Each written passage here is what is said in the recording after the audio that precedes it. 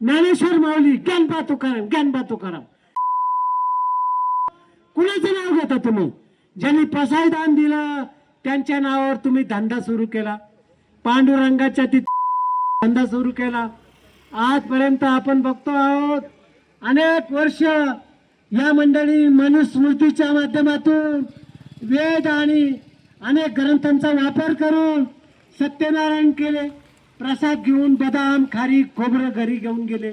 मुद्दा असा आहे की हे जे पाझर तलाव आहे, हा पाझर तो कोरडा करून टाकला. रात्रीच्या वेळेला हरण, त्यांचे लहान लहान पिल्लं, ससे, कोले अशा प्रकारचे वन्य प्राणी त्या तळ्यावर पाणी प्यायला यायचे. आता ते तळ कोरडं झालेलं आहे. शेतकऱ्यांच्या शेतीसाठी पाझर तलावातून खालच्या बाजूने पाणी मिळेल. आदिवासी मोठ्या संख्येने त्या तळ्याचं पाणी वापरतात. परंतु धनदांडग्यांनी फक्त या वीज कंपनीच्या लोकांना हाताशी धरलं. महिन्याला त्यांना हप्ते देत गेले.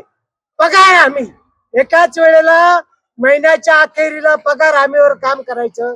त्याच वेळेला महिन्याला पैसे देखील गोळा करायचे. आणि म्हणून हे जे काही मायनर इरिगेशनचं खातं आहे त्यांच्याकडे हजार वेळेस अर्ज केले, अनेक वेळेला आंदोलन केलं. मोटारी काढून नेल्या नाही, आकडे काढून नेले नाही. दिवसा ढवळ्या लाईट चोरली जाते, दिवसा ढवळ्या पाणी चोरलं जातं. परंतु शेतकऱ्यांना त्या ठिकाणी न्याय मिळू शकला नाही. जे लोक ढोंगे आहेत, लांब पर्यंत 1 किलोमीटर पर्यंत त्यांनी पाणी वापरणं चालू ठेवलेले. त्याचा भाग म्हणून आम्ही आंदोलन करतो. परंतु या आंदोलनामध्ये आम्ही भ्रष्टोबाचा दगड ठेवलेला आहे.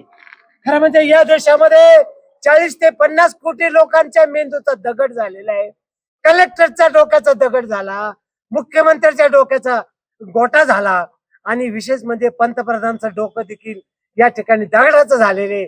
मंत्रिमंडळामध्ये या ठिकाणाहून या खुर्चीवरून त्या खुर्चीवर उड्या मारत फक्त जड झालेलं जे दगडाचं डोकं घेऊन इथं तिथं फक्त बोट करणारे आमचे पालकमंत्री देखील आहेत. अशी मंडळी जी आहेत, या मंडळींचा या ठिकाणी आम्ही भ्रष्टोबा दगडाच्या स्वरूपात ठेवला. माननीय अशोकजी सब्बान, प्रकाशराव यांनी त्याला शेंदूर लावलेला आहे. त्या ठिकाणी शेंडी देखील लावली. शेंडी आणि शेंदूरच्या नावावर जिकडे तिकडे दगडाचं राज्य आलेले. फक्त मतदारांना पैसे द्यायचे, मागच्या दाराने सत्ता काबीज करायची आणि जे काही घरी न्यायला सुरुवात करायची.